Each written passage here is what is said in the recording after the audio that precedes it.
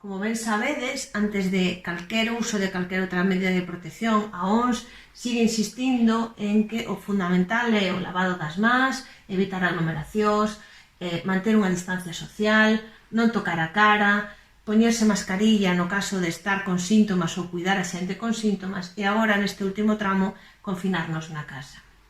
Pero volvendo ao tema das mascarillas, é importante saber de que falamos.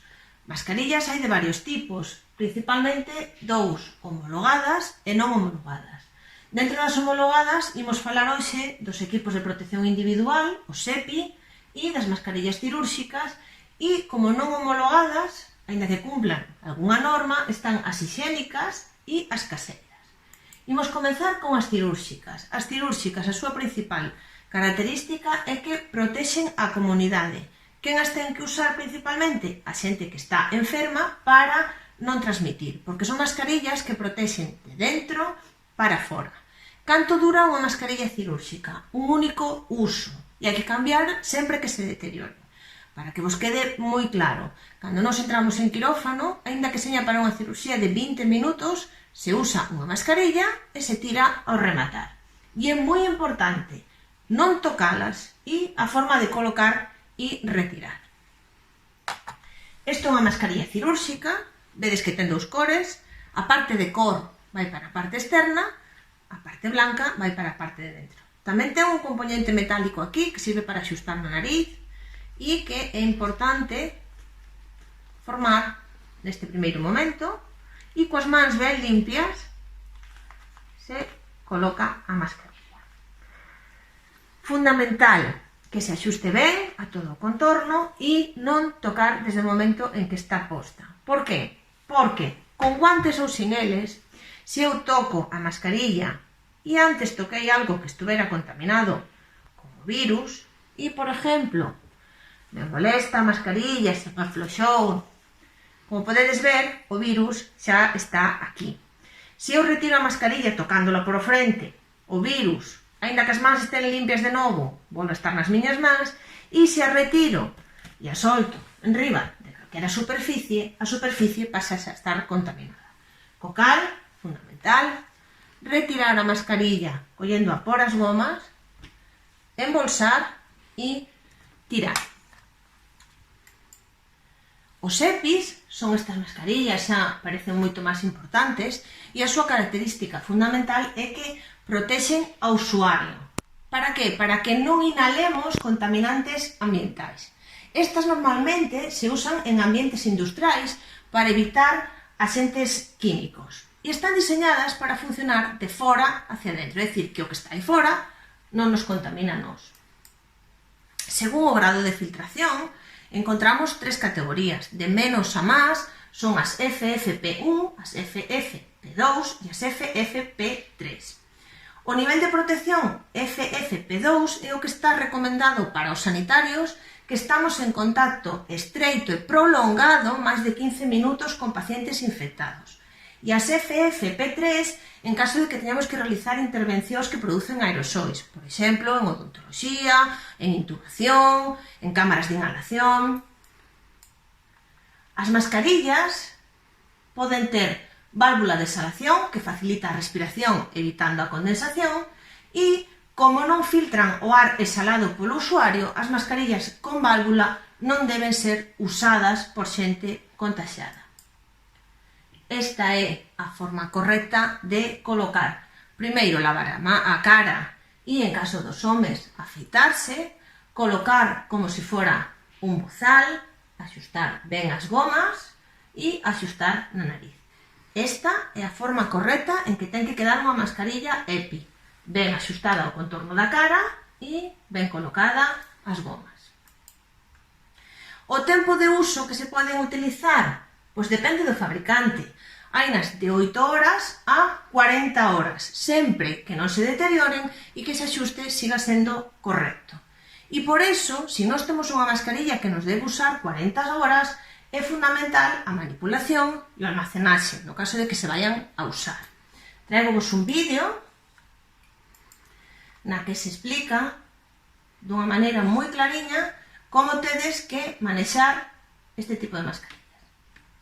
sabedes que se retira sin tocar a parte frontal, que é a parte máis contaminada, e sin que as gomas entren en contacto con esa parte frontal. Tapamos, rotulamos e aí está, lista para seguir usando as horas que o permita o fabricante.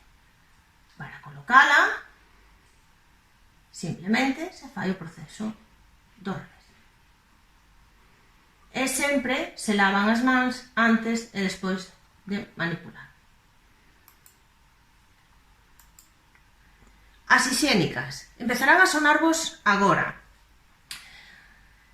Levan unha especificación especial que non as homologa, pero sí que dicta unha norma por a Asociación Española de Normalización para que todas as mascarillas que se van a fabricar a partir de ahora para usar por a población en general cumplan uns mínimos criterios.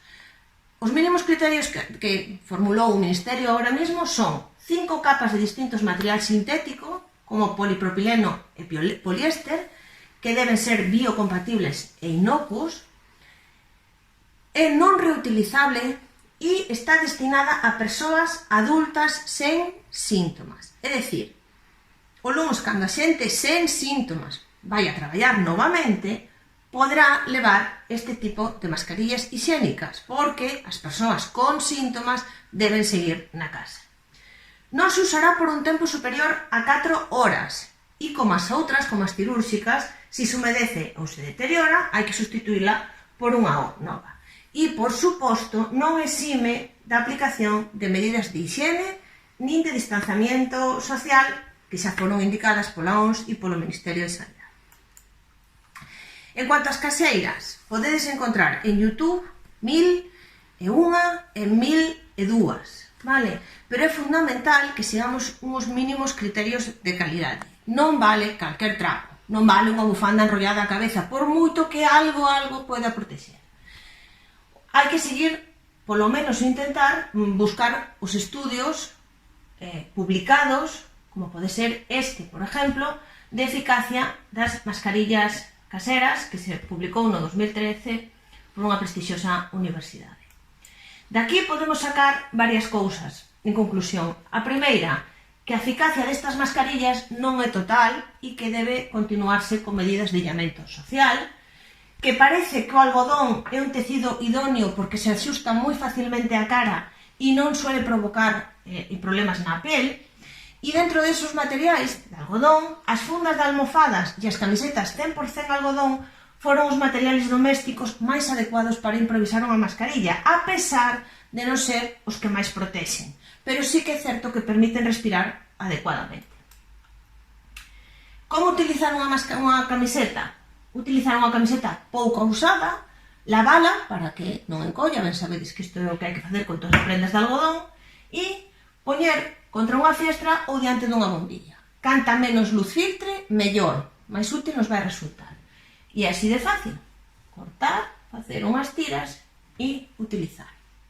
Nese mesmo estudio tamén decían que a efectividade aumentaba co grosor, que polo menos 2 ou 3 capas. Pero que se poñer moitas capas fai que non se axuste ben á cara, rebaixemos o número de capas ou cambiemos o tecido. Aquí unen 2 capas, colocan uns aros, e isto traigóvolo porque é o mesmo material con que se están facendo, que se pretenden agora facer, as anteriores, as hixiénicas, pero que probablemente vos teñades na casa este material, o polipropileno. O polipropileno podedes encontralo en bolsas, como esta, é un tecido sin tecer, parece medio plástico, medio tela, e a idea sería facer estas 2 capas, recortar un cuadrado e poñer no medio.